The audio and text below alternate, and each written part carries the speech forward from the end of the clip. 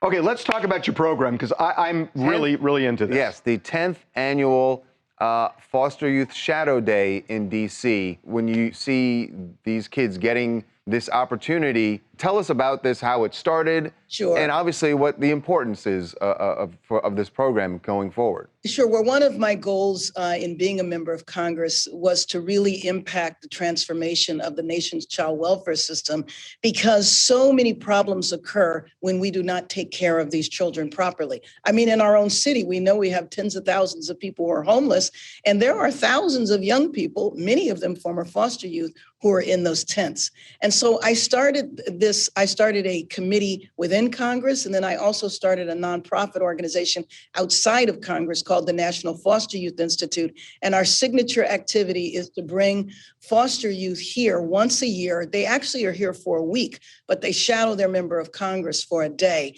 And the point is to help them understand how to strategically tell their personal story in a way that educates members of Congress so they will understand the significance of transforming and improving the system. You know, that's so interesting you say that because, look, I remember as a high school student, we had, I think it was called Boys Day in Government, and I got to sit on the bench with a judge by the name of Harry Pragerson, a federal judge. And it really cemented my decision to go to law school. I was so moved by it. So on the one hand, you're trying to educate members of Congress, but about the importance of the foster program. But there's something that comes back to the students, right? Exactly. About inspiring them. Absolutely. And you know what? What happens, because you're talking about a very vulnerable group of children who get moved around a lot and just have a lot of individual trauma.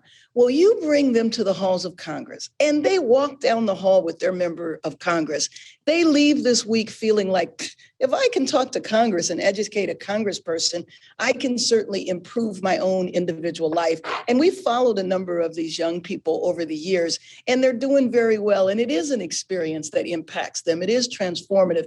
The other thing that's great about it is that many of the young people actually stay in contact with their members of Congress. Some of them have been hired. Some of them have been given paid internships, but they develop long relationships with members of Congress and their staff. And it is absolutely transformative to the individual, both the congressperson and the former foster youth, as well as the institution of Congress. This program you've got, it's really great. I mean, I'm just thinking back and how it's changing lives, and can change lives going forward as long, because you make this point on members of Congress. So